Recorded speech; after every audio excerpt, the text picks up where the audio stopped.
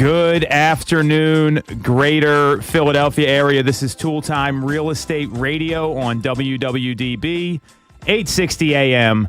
I'm Tom Toole. She's Sarah Tymon. She's Stacey Mitchell. And we all work with the Tom Toole Sales Group at RE/MAX Mainline. But we have got a very special, this is the biggest guest we've had, guys. Hands down.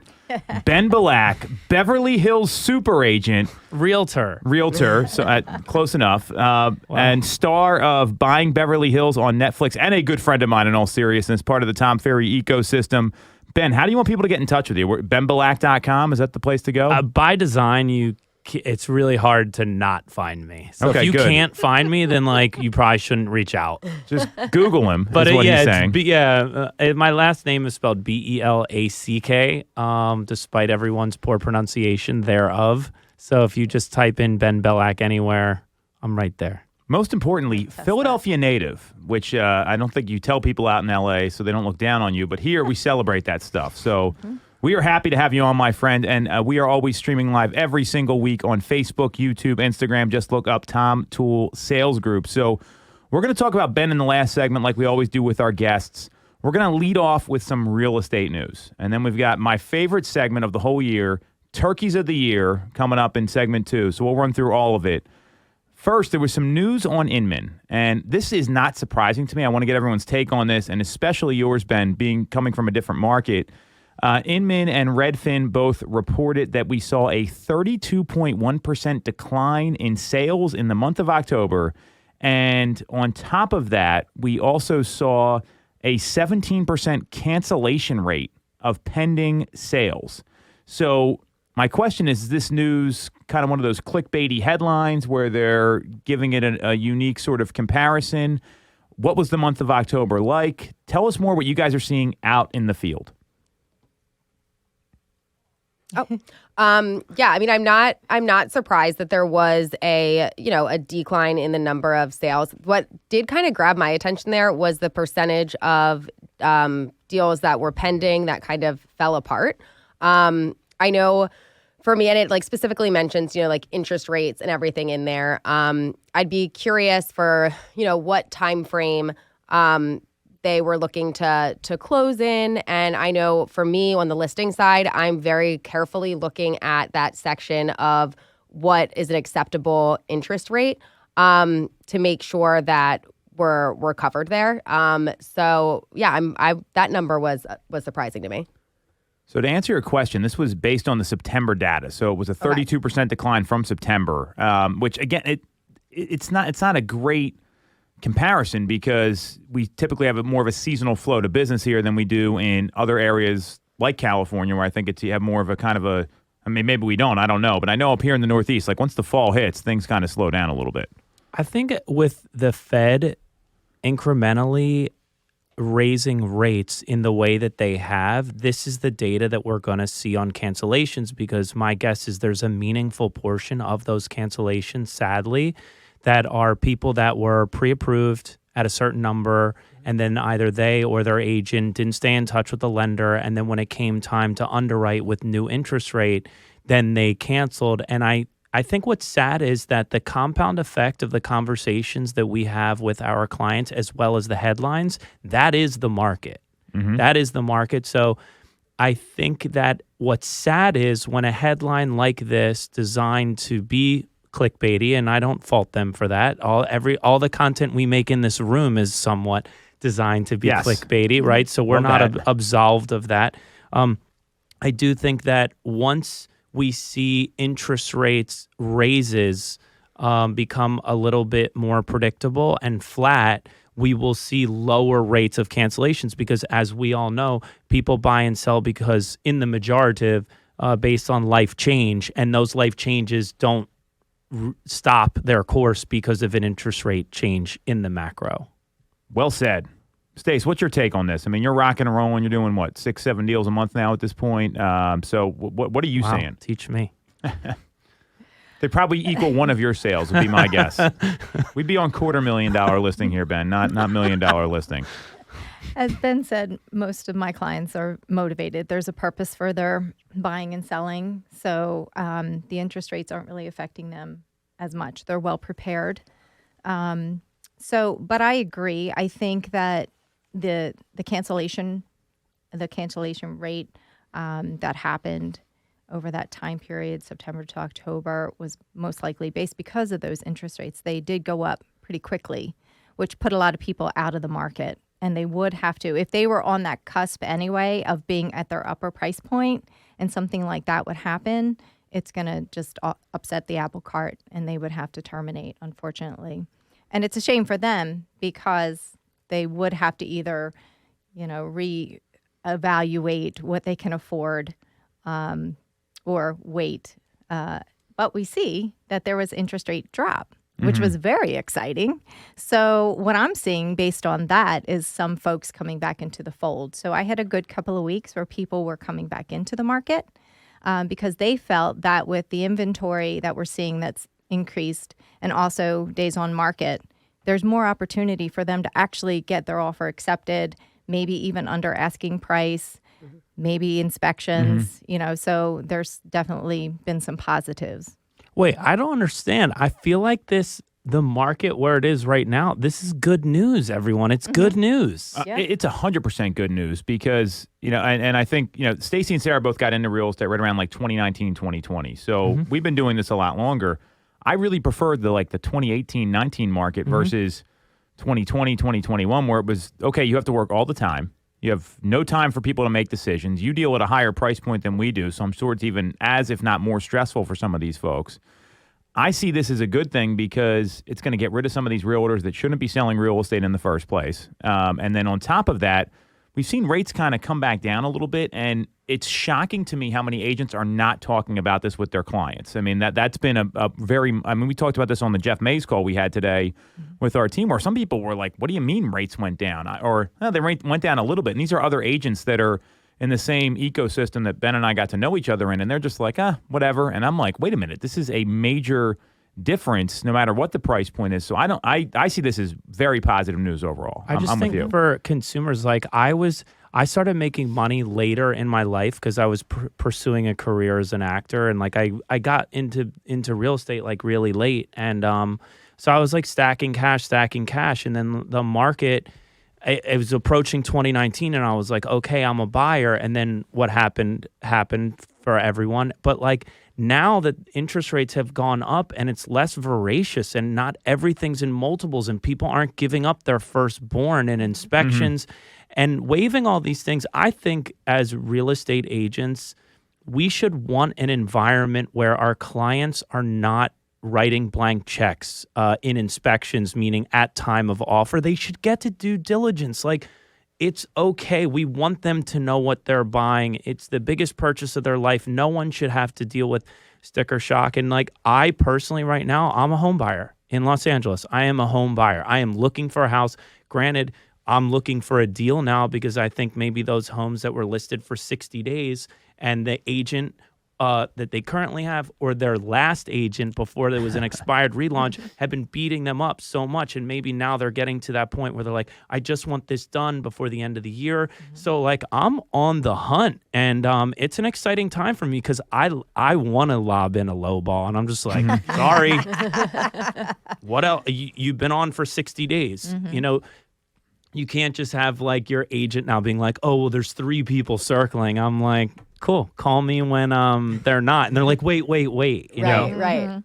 You're going to see a lot of that too. And I think that agents walk a very careful line there with panic buying and ethics. They're like, oh, we got other people interested. And it's we've had this conversation internally at our team where I forget who said it, but they're like, I want to call this guy and say, hey, that's BS. I don't believe you. And we're going to put in an escalation clause to protect ourselves or something else like that. So when you have the experts looking to buy now, and Ben is absolutely an expert, I think that's when you want to pay attention. I mean, Warren Buffett said you want to buy when people don't. Yes. I think that's a very smart decision on your part. And LA is probably uber competitive. And so expensive. Yeah. In the last few years, Los Angeles, for so long, LA was kind of like the redheaded stepchild to New York and San Francisco. And also built in, we don't have vertical inventory. We're just not a city like Miami that has all of these condos. So once the advent of telecommuting really became in vogue where people could work from anywhere, people were like, oh, wow, I can buy a condo in New York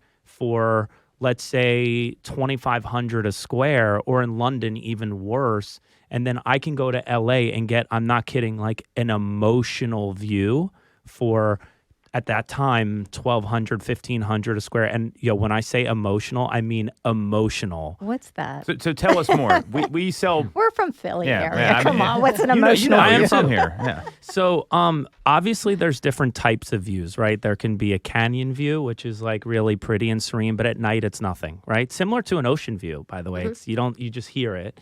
And then there's city lights views, but then there's types of views where the view starts to envelop you and the senses the moment you hit the front door. Kind of the beauty of LA is that we have a mountain range running through it. So, and that mountain range runs west to east. So what happens is you have all of these homes on each side of the ridge facing pretty much north or south, which is tremendous for light exposure and view either of the San Fernando Valley, when you've heard in the past, like, oh, she's a valley girl, right?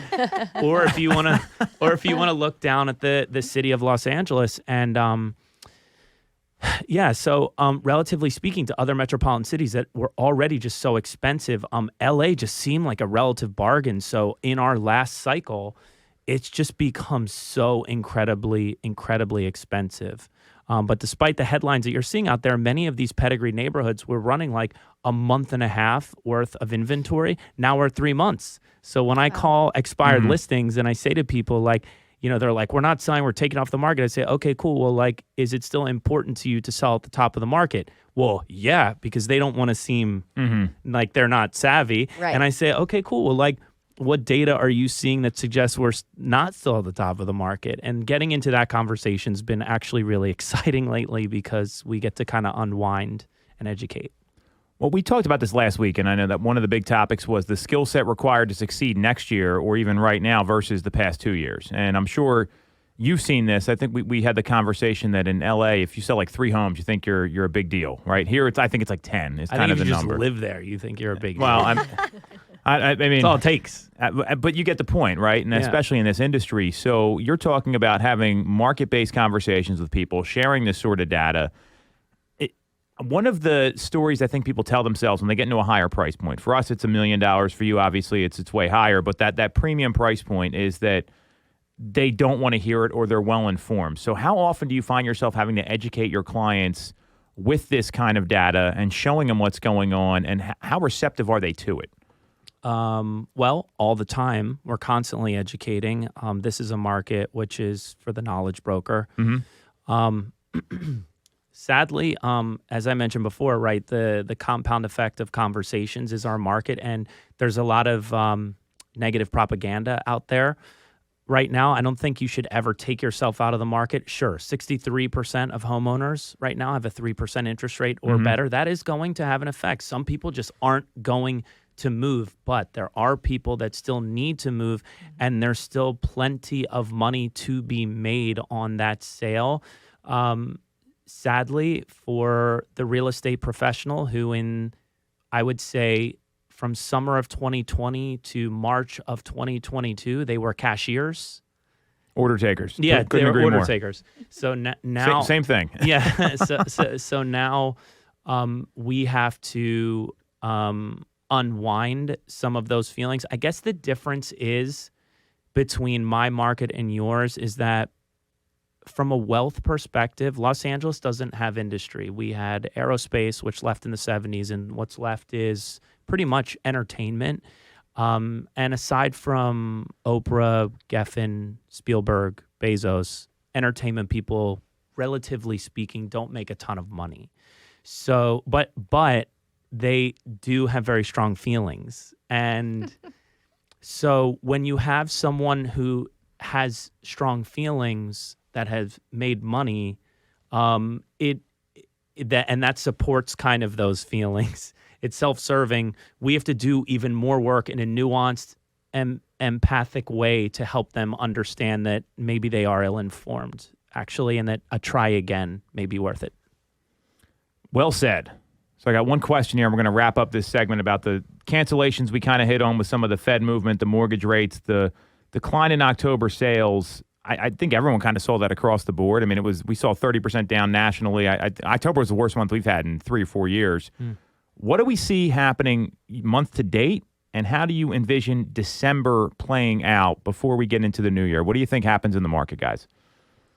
I mean, I think that that's the time frame for motivated buyers. If you're going and sellers, if you're out there, you're putting yourself out there during these months where it's so easy to say, I'm just going to hold off until next year.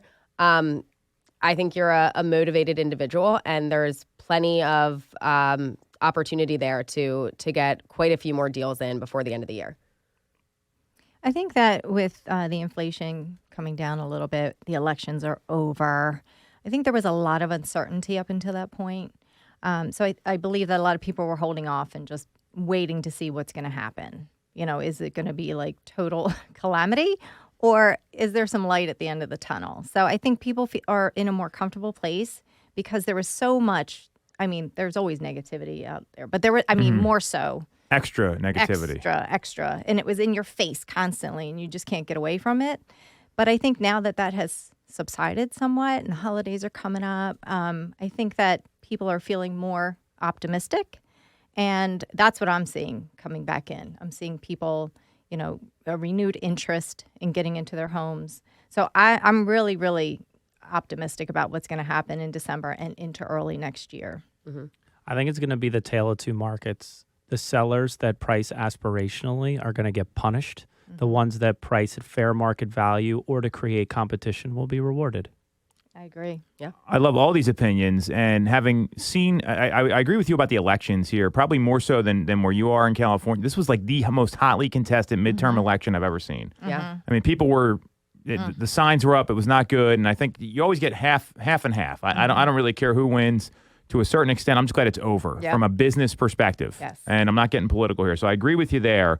Ben, I also agree with you absolutely that there's going to be sellers. They're always the last ones to know that the market's changing. And they're like, well, this home last year, that house was a piece of junk up the street, and my house is nice. I've been in their home, Ben. And I mean, and like that's how those conversations go. The folks that are serious and are going to listen to their agents, and the agents that can educate based on the market, they're going to be the ones that win. And I see a lot of agents getting out of the industry already. They're already making that move. So I do see opportunity for folks that are serious as long as we can communicate exactly what's going on in the market, which is always the challenge. So love the predictions. We're going to take a quick break. We're going to come back. Turkeys of the Year, my favorite segment of the year. We do this every year, and I have to constantly remind Sarah what Turkey of the Year is because no one else gets it. It's your favorite thing, and no one cares. You know what? That sounds about right. They don't then. care enough to even remember it. You know what? I like it that way, and we'll just take the insult. So that's why I'm glad you're on, my friend. This is Toole Time, Real Estate Radio on WWDB 860 AM. We will be right back. For the best local mortgage service and great rates on your money, look no further than Mortgage America. We have been operating in the greater Philadelphia area for 40 years with a focus on smooth, easy access to home purchasing. Whether you're a first-time buyer, upsizing or downsizing, or just refinancing, we have programs for you. We also have closing cost assistance programs and access to subsidized interest rates. Pre-approval is free, no costs or commitments. To learn more, visit our website at mymortgageamerica.com or give us a call at 610-439-8000. We always have a person available to take your call with around-the-clock human service. Purchase your home with the personalized, local service you find at Mortgage America. Mortgage America is an equal housing lender. NMLS 128501. Have you considered a career in real estate? Do you want control over your income? Whether you have a license or not, call us today at 610-692-6976 or visit TomToole.com. Join our team, the Tom Toole Sales Group at RE/MAX Main Line. The Tom Toole Sales Group is the #1 RE/MAX team in Pennsylvania with over $165 million in volume for 2021. I'm Tom Toole, and our team has achieved that kind of success by being a great place to work with and to work for. No one knows Greater Philly better than we do. We know real estate, but more importantly, we're real people. We hire the best agents, and we give them all the tools to succeed. Even our brand new agents sell 17 to 24 homes a year because our team delivers the best experience in real estate. Teams deliver a better experience than individuals, and we're a top 1% real estate team in the country. We call it AAA service. We're your advocate, ally, and advisor. Because this isn't a transaction to us. It's a relationship. If you're buying or selling a home, call the Tom Toole Sales Group at RE/MAX Main Line at 610-692-6976 or visit tomtoole.com. That's tomtoole.com. Sell your home for more, and remember the real estate golden rule. You always get more when you work with Tom Toole. When you're getting a mortgage, you shouldn't have to sacrifice great service just to get a great rate. At Mortgage America, we've been lending with this philosophy for over 35 years. We have access to great low rates without the complications and delays of big or online banks. We're a local Pennsylvania lender with loan officers that you can actually meet. As PHFA's #1 lender, we specialize in all residential mortgage programs, including first-time buyer programs and low down payment options. For your free pre-approval, call us at 610-439-8000 or apply online at mymortgageamerica.com. Mortgage America's equal housing lender, NMLS 12501. Welcome back to Tool Time Real Estate Radio on WWDB 860 AM. I'm Tom Toole. She's Stacey Mitchell. She's Sarah Tymon. We've got Gabe behind the camera, and we all work at the Tom Toole Sales Group at RE/MAX Main Line, the #1 RE/MAX team since 2018. And we have Beverly Hills super realtor, Netflix star. You know, he got on Netflix just to come on our AM radio show, is what I heard. He's been waiting for this. That was my why. That was your why, yes. Ben Belack is here from the agency out in Beverly Hills. Very grateful to have you on, my friend. Philadelphia native. So we're going to talk about turkeys of the year. So let me just define this for everybody. So a turkey is someone that made like a bonehead move. They did something stupid. They did something that was just ridiculous, and it did not pay off for them. Is that a good definition for everybody here? Yep. So in the honor of Thanksgiving, I've got a long list. I keep track of this stuff throughout the year. Sarah, who's your turkey of the year? Let's start with you. I'm going to go with Putin and the war in Ukraine. I mean, I don't know if that's like too political, No, but I don't think anyone supports what's I don't- going on yeah, there. I don't think Like, anybody's it's not like it's not a pro party that. issue. Yeah. So, I mean, I think that he would probably be my biggest turkey. I mean, he really forced the issue over that.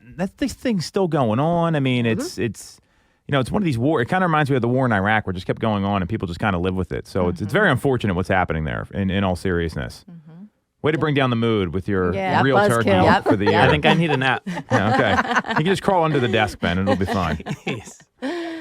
Very legitimate. I mean, I don't think we need any explanation on that one. Correct. Yeah. I would have to say my big turkey of the year is the CEO of FTX. If you haven't heard, Sam Tell us more. Bankman-Fried. Yeah. I mean, come on. Have you seen this guy? Yeah. Like, who would I'm sorry. Let me be judgmental for a second. If you listen to him speak, okay, and you just look at him, he looks like he plays video games all day.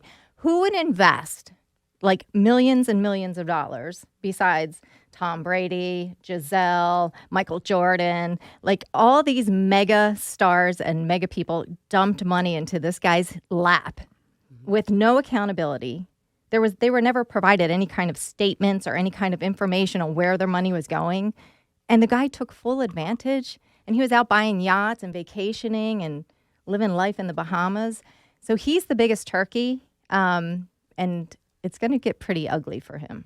I think guys like that should give every real estate professional hope, because everyone who's afraid to open, everyone who's afraid to prospect, you don't have to be good to get the job or credible. You just have to be known. So just talk to enough people, and you too can get many millions from Tom Brady. I want to know and what Giselle. he said. What was his what? He just said it confidently. I don't even know that it matters necessarily, because what he said, they just believed, right? So I would love to have been the fly on the wall in the conversations that he had with these mega donors. yeah. And up until the very last minute, he was still trying to get bailed out. He had talked to the CEO of Binance, and they almost had a deal. They almost had a deal until Binance did his due diligence, and he investigated further and realized it was just a sham. So he pulled out, and the big collapse. Unfortunately, for this one person with a couple of his minions, he has created this cascade and this collapse of a lot of other cryptos. So a lot of people are losing a lot of money. It's really created a lot of uncertainty in that area, and I'm sure there's going to be more regulation coming in that arena based on this. So one person really caused a lot of damage. And there's already class action lawsuits, not only against him, but against all these people who they were out promoting. So it should be interesting to see how this unfolds. There's a picture of him going around on the internet where he shaved and he missed right underneath his nostril. And I mean, I don't know how you talk about you two can have hope. If someone showed up like that, I would just immediately have them leave my house. And I'm like, look in the mirror before you shave. Like, I don't get it. I know, but dude, your vibe attracts your tribe. There's someone that doesn't see that. No, luckily, I'm not that person. You see, I'm with you, Tom. You didn't miss. I'm with you. I'm didn't sorry. miss. By the way, you foreshadowed my turkey. Oh, sorry. I think there's a lot of turkeys in this arena here. Yeah. This is a lot like foreshadowed Madoff. Yeah, This is it's totally. bigger than Madoff. but it's the same thing. People Same thing. trusted him, and Yes. then I mean, maybe it's just that it shows that your sales pitch can matter. I think to your point, if you really confidently believe in it, obviously his why is horrible. He's a criminal. That stuff's all bad, but it's just like Madoff. And there was a lot of smart people that got defrauded by Madoff too. So A lot of smart people. Yeah. At least they were given statements, and they were fake statements, but Yeah. I mean, these folks weren't provided any information, and they still kept investing. Yikes. Crazy. Unreal. that's a very sad one. Ben, what do you got here? I would say anyone. This is a class of turkeys. And I'm in it. Would be anyone who bought crypto or NFTs. Anyone. I still don't understand NFTs. We actually had a segment on here. Do you remember this segment? Yeah. The three of us, it was, so you know the guy who did it. I'll tell you who it is later. It's a mutual friend of ours. And I was so dumbfounded. I still didn't understand everything. And I'm just like, you know what? Sounds great in theory, but I'm just going to go buy a rental property. Yeah. And the thing is like, we had a unique set of circumstances where like cash isn't worth what it was or what it normally was. And the thing with crypto is that the beauty of contracts with homes and other tangible assets, those contracts are bound by the court system. So if someone hacks something, and it's obviously been done because we've seen cryptocurrency stolen, and my home is on the blockchain, and it's irreversible. That was one of the main selling points of cryptocurrency, was that it's irreversible. How do I get it back? I mean, the sheriff's not going to go over and wow, my Philly accent just came out. Go over. Here we go. He's not Welcome going back. over. But it just I really do believe, and I own crypto still, just because I haven't gotten around to selling it. But I do think that it was just a unique environment for charlatans to take people's money. Well, and especially when some of these cryptocurrencies don't have a utility, and I think that's the problem. Yeah. There's some that are, and look, stocks go up and down too. You could say the same thing about any stock owner, but with Ethereum and Bitcoin, they have some sort of utility to them, probably more so than. I was at the T360 conference, and Stefan Swampol's giving out Shiba Inu to everybody, and it's worth. It would have like 10x, but it's still worth like 1/10 of like 1 cent. And I'm like, why do they even make it? I think it costs more to make the coin. Well, yeah, exactly. So like when you have something where like, let's say I sell to Stacey, right? Stacey is to count on that someone else is going to pay more for it, where like you said, it doesn't necessarily have a utility. Like it's like a stamp or something. Or a However, piece of the artwork. stamp's tangible. Yes. But then that's tangible. So I think that it ends up somewhere in some corner of the internet with some in the billions of cap, but like it's not going to be $1 trillion thing that everyone was hoping for. I think the cool story about it, maybe like the anti-turkey, was all the people that made money on Wall Street bets when they did all the like GameStop stuff. That was like a banding together of people, and I think that couldn't have happened if we didn't have that anti-establishment movement. Sure. And a lot of people, good working class people, made a lot of money. Yeah. I'm always glad to see those stories. So that's really good. I mean, crypto is. I still don't get it. I've tried to learn about. I just and if I don't know enough about something, and I think a lot of people fall into the other category, I don't invest in it. There's a lot of people that have no idea about crypto. I mean, that I know bought it, and I'm and some people do understand it and bought it and it didn't work out too, so that can happen also. So, But the real estate market's going to crash. So they don't want to buy Yeah. housing. Right, But they'll buy crypto. that's funny. Not funny for Ben because he owns crypto. I own some still, yes. I do too, full disclosure. Yeah. But yeah. But I own a couple. Stacey's been holding out on this whole time. I didn't even I'm know a any of crypto this. watcher. I like to look at everything. What kind of That's it. crypto do you guys own?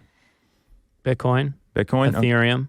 And I also bought an NFT where basically that NFT gives me unlimited access to a club it's a community of golfers that also was spawned from an apparel brand.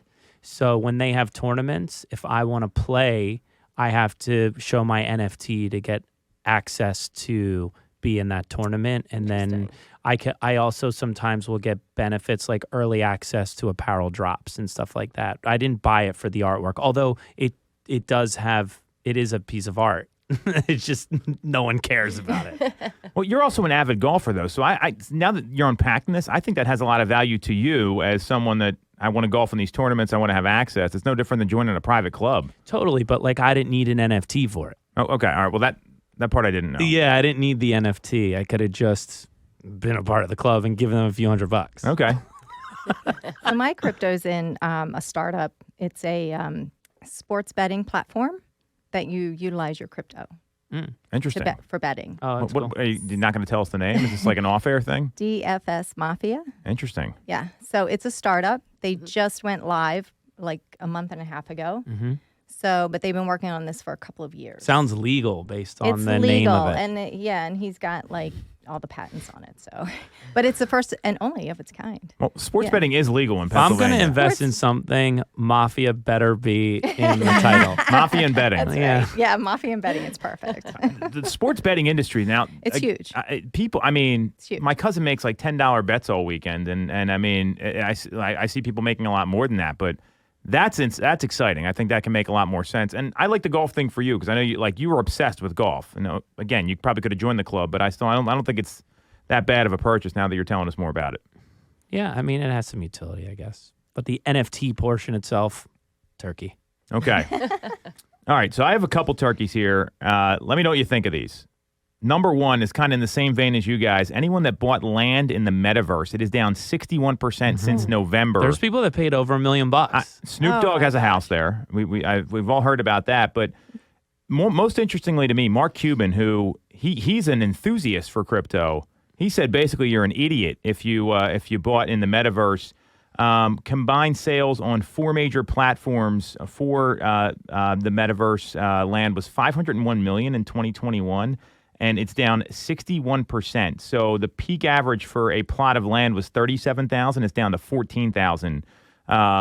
That's a big loss. Mm-hmm. I don't. That What is do you do something- with the land in the metaverse? You put on your Oculus goggles and just sit in your house? Is that how it works? You might know more than me. Have you ever seen the movie Ready Player One?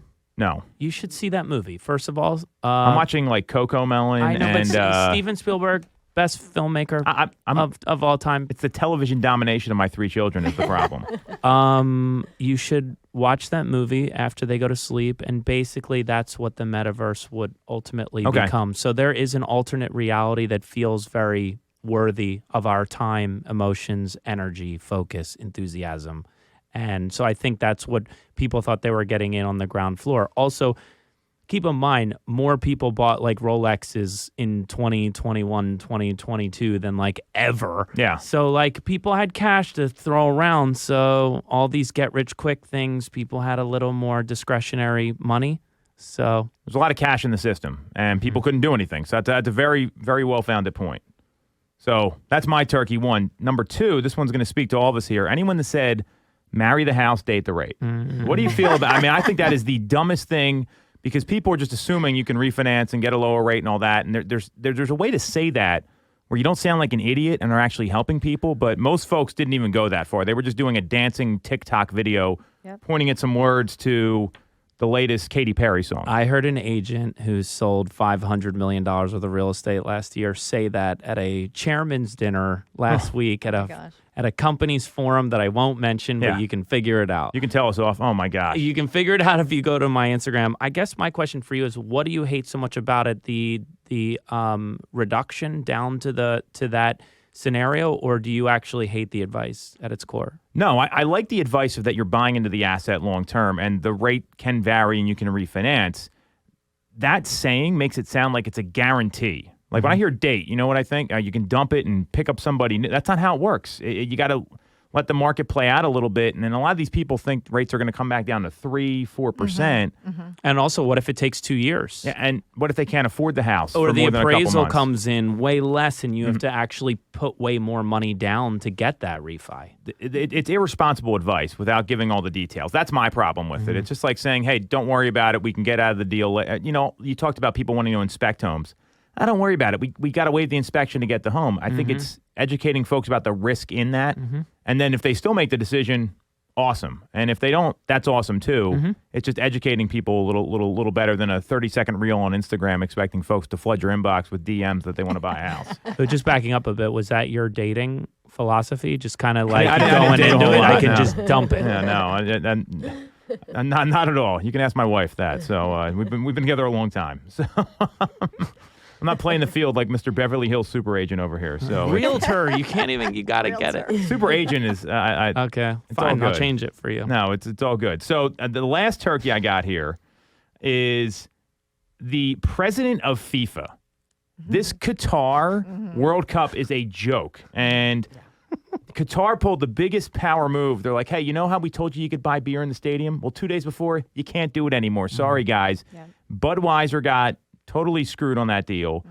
He had this speech at the beginning of the World Cup. Did you guys see this? No. No. It basically said, insert whatever minority group is out there. And he said, I am those people. And to me, I found it like extremely offensive because he doesn't know what it's like being any one of those groups. And he went on. And it's just such a corrupt organization.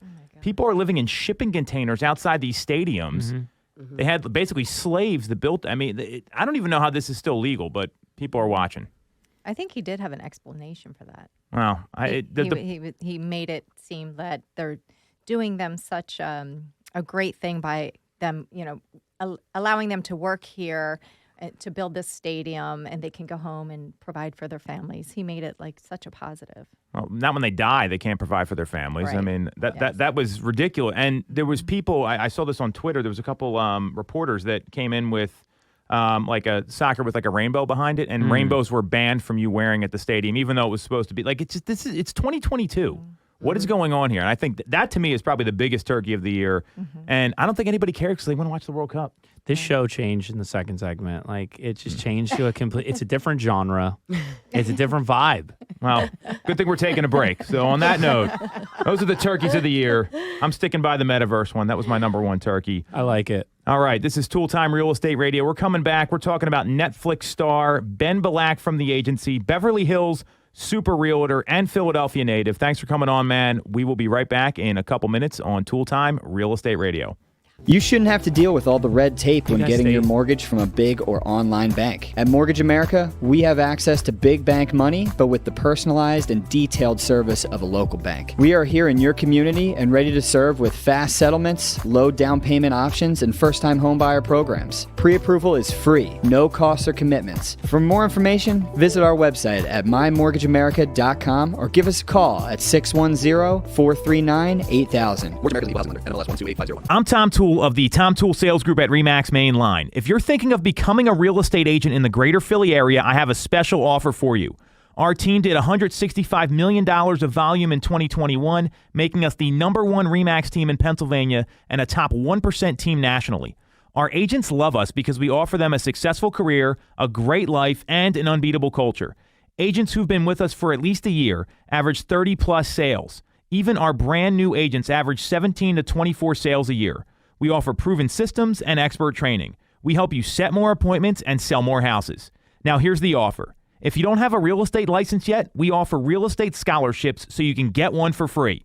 Check it out at realestatescholarshipprogram.com or visit the Tom Toole Sales Group at RE/MAX Main Line at tomtoole.com. That's tomtoole.com. Get more out of your real estate career, and remember the real estate golden rule. You always get more when you work with Tom Toole. Have you considered a career in real estate? Do you want control over your income? Whether you have a license or not, call us today at 610-692-6976 or visit tomtoole.com. Join our team, the Tom Toole Sales Group at RE/MAX Main Line.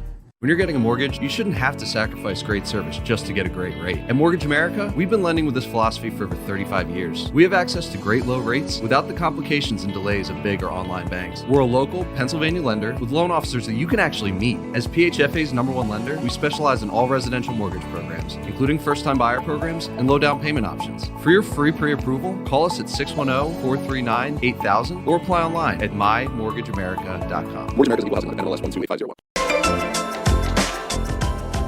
All right. Welcome back to Tool Time Real Estate Radio on WWDB 860 AM. I'm Tom Toole. She's Sarah Tymon. She's Stacey Mitchell. We've got Gabe behind the camera, and we all work at the Tom Toole Sales Group at RE/MAX Mainline, the #1 RE/MAX team in Pennsylvania since 2018. And we've got the one and only Netflix star of Buying Beverly Hills, but most importantly, extremely competent, expired expert in the super competitive market of Beverly Hills, the Beverly Hills super realtor himself. Apparently it's realtor, not realtor, like we've been saying for 21 years now on my part. Ben Belack is here. You can just Google his name. He'll come up. So Ben, I'm glad you came on, #1. Thank you for doing this. Ben is from the area, from Philadelphia, grew up on the main line. Why don't you introduce yourself and tell everyone how you ended up growing up on the main line to selling real estate in Beverly Hills? Well, my dad grew up in Havertown, and my mom grew up in Radnor. So that's how we ended up nearby. That's how it works around here. Yeah. I matured late in life. I'm a late bloomer to everything, to be honest. I didn't do well in school early, so I ended up at Penn State Altoona for 1 year, which no one should go there. Don't go to Altoona. There's many parts of Pennsylvania to not go to. Keep driving. My mom told me that she and my stepfather were moving out to California, and I was coming. And I, in those days, Philadelphia was the center of the universe for me. I was like, I'm not going to no La La Land, Anyway, she took me out there to go see some schools, and I was like, I can study here.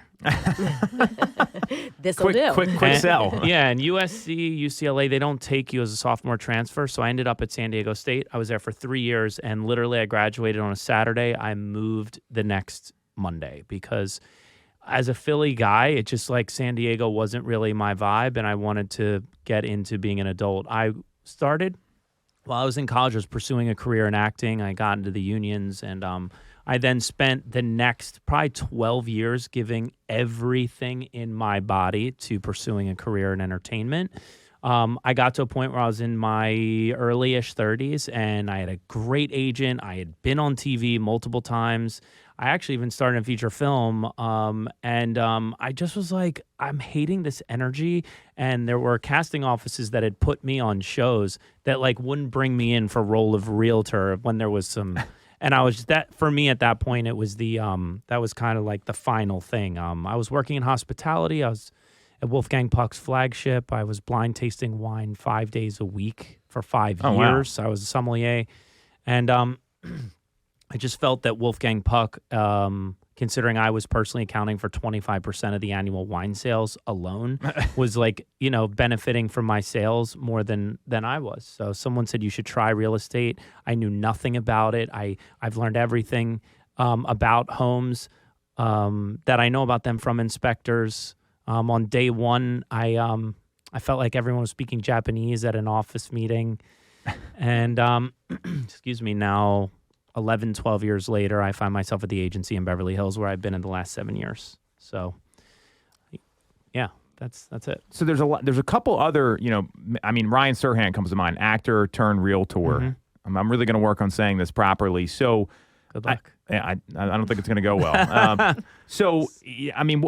I get the sales part because I think there's a lot of people, and I think Stacey and Sarah, your stories are probably pretty similar. You were selling something else and felt like this was a better venue to build a career. So what advice do you have for someone that's kind of feeling that way or not happy with where they're going and real estate kind of piques their interest? Because, you're one of the ultimate success stories when it comes to this. And there's also the 87% that don't make it out of the business in the first 5 years. Totally, yeah. I mean, I did build my business from scratch. My why at the time was getting out of the restaurant and getting out of that life that I just like it wasn't serving me anymore. So because I had a strong why with an emotion attached to it, I could really go hard in the paint. And I got in 2011, and in LA at that time, as a new agent who you work with buyers, no one was buying, no one could get loans, everyone was paying cash. I turned to my mentor at the time and I said, I think it's knock or die for me. And he was like, I don't know what you mean. I was like, I think I have to go door to door because it's going to be the only way I'm going to talk to people. So there are parts of the Hollywood Hills where like literally I decided, I was like, no one's home during the day. I'm going at 6:00 because people are going to be making dinner. And I was like braving my life, like no sidewalks, no lights really, because there was no way it wasn't going to work. And in fact, luckily for me, the restaurant closed for 3 months to be renovated, and they laid us all off. And I went on unemployment, and I basically was charging. I did not go out, no socializing. I charged all meals. Then I took the unemployment money and paid the minimum every month. I didn't get in trouble or anything, but I just did nothing except work. And then my very first escrow took 5 months to close, which never happens. And it hasn't happened since. So that's brutal. Yeah, it was like trial by fire. But yeah, I mean, because I was from Philly and my sphere of influence were poor actors and restaurant people, none of them were going to ever buy or sell. And in fact, none of them ever did. So I had to go out and prospect like a lunatic. And I held hundreds and hundreds and hundreds of open houses.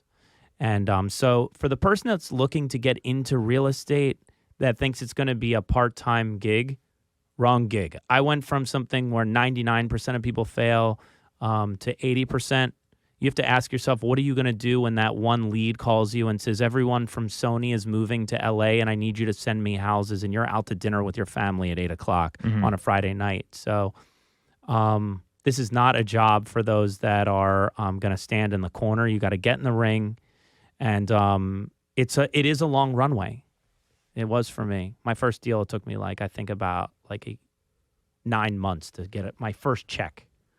So, well, that was a tough time. I mean, I went through that market too, and it's that when we had that great recession, whatever they call it, from that 2008 to about 2012, 2013 kick, it was really challenging. So.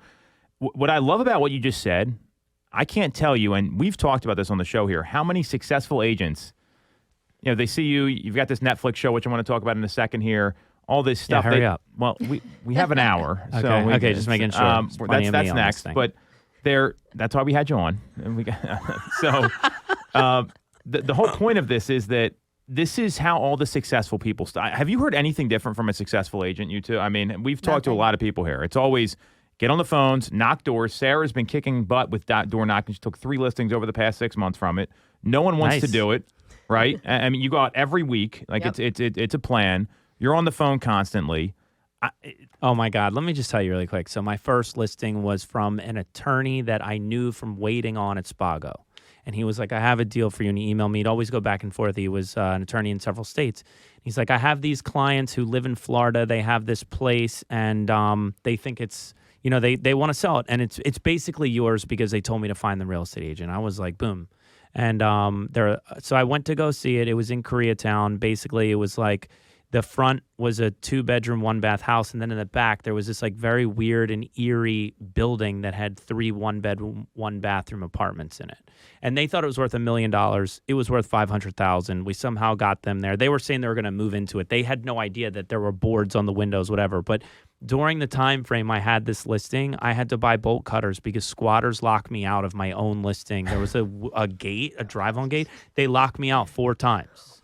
One time I went inside, I had the owner pay to put metal gates on this place, not in a good part of town, and they just kept re-breaking in. And then even though the doors weren't broken into, I would go in and there'd be a half-drank beer inside, like they were tormenting me.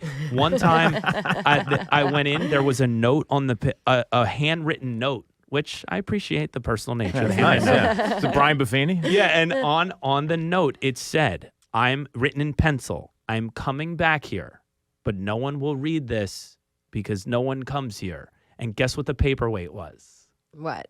A half-eaten cheeseburger. Oh my gosh. So people may see the show. They may see listings I have in Bel Air or Beverly Hills, Hollywood Hills. If you go to my page, you see like 400 transactions or something I've touched. But like, yo, it's been grimy and ratchet. And like, I started at the bottom and I still cold call. I'm still now planning out a door knocking for next year. I'm going to hit the streets. Well, and that's what people need to do to succeed. I mean, I've talked to a lot of people at your company even that are doing the same thing. So I love that, and I think it's great for all the agents to hear this because they think, oh, he works in L.A., he works in Beverly Hills. He doesn't have to do that stuff. I'd argue you got to do it more to make a dent there because the market's more competitive. There's so many people trying. We've talked about this off air. So I love that. We got a couple minutes left here. I want to talk about Buying Beverly Hills. So tell us about the show. What's it like? It's on Netflix. Why should we watch it? I know you've become like this like cult star with the show from the reviews I've been reading that my wife sends me because I don't pay attention. You don't watch it. You I have want not me to watched pitch it. you to Yes. watch my Pitch show me. on your show. Yes. I would say that the elevator pitch is that most reality shows that are ensemble casts like ours is they all get tanked. They tear each other down. They sober up. They apologize. And then they repeat. Our show's not like that. Yes, there is kind of this nepotistic thing that they dove into because Mauricio has 3 daughters. Well, he actually technically is, I guess, 4 daughters if you include Farah. So there's a part of that, but you basically have like these 4 rookies who are trying to make it, and they basically struggle on the show. One of them does a little bit of business through his family. They give him a listing, right? And then you've got Mauricio and I and John Grauman kind of as the mentors. And, you know, there's a point. Most of these real estate shows, you'll see like the commission on the bottom left, this big gross commission. And I break it down like where all the money goes. And a lot of people message me. They were like, thank you for doing that because it also helps consumers to chop us down on our livelihood because they think the gross commission is our take home. Right. I just think that we were just so much more grounded and we helped each other. Of course, there's a little bit of drama, but it's not like selling Sunset. And the last thing I'll say is just from a differentiator is that on the show, you can see that deals just we don't get the listing Tuesday morning and it sells Wednesday afternoon. We're talking about losing listings that we spend tens of thousands of dollars on marketing. And then sometimes you got to hand it over to the next person who's going to get the reduction. And time. Yeah. And I mean. The overhead. Yeah, all the overhead. Everything. That's great. So I think that's why it's been really well received. Twitter's a very mean place. And at least for me, they've been very kind so far. So I'm so grateful for that. So I'm going to tune in now. You sold me, and I'm not an easy. I'm being very serious with you here. Luckily, Thanksgiving's coming up. I have some free time to dive into Netflix, so that's really cool. How did you become the super realtor in Beverly Hills? Tell us about. This is one of my favorite stories. We got like 2 minutes left here. Okay. Ben is known as the Beverly Hills super realtor. Tell us about this. I went to a mastermind, came out of the mastermind and said, I need to make content. Who cares? Like if your sales price, a list price is 102%, like literally the consumers don't care. Yes. So even though I believe I'm very good and tactical and nuanced in my business practice, I needed to concentrate on being known. So we started filming tours of my listings, and I came out and literally it just sarcastically came out of my mouth because I thought I needed an intro and to name the channel kind of. So I literally just was like, hey guys, Ben Belack here, Beverly Hills super realtor. And the thing is it's so stupid, but it gets everyone's reaction, including my camera guy, and it's stuck. And literally everyone remembers it. So I've kind of kept saying it. You've been called the super realtor in public by other people you didn't know, correct? I went to the end of a baby shower the other day, and some old woman just ran across the room, and she's all super, super. And I think she couldn't remember the realtor part. That's okay. That is branding. Ben, thank you for coming on. Just Google Ben Belack. Check out his show, Buying Beverly Hills, on Netflix. Yeah, we need a season 2. Well, I'm all for it. I'll get the CEO of I need you Netflix guys on all the to phone. watch it We'll to use the some end. Phil Jones and NLP on him. We'll get him ready to go. So you want to follow Ben, just look him up on Instagram. You can follow Sarah. She's at Ty_Ty Time. You can follow Stacey at @2 Mitchko, or you can follow me at Tom Toole 3RD, at Tom Toole 3rd.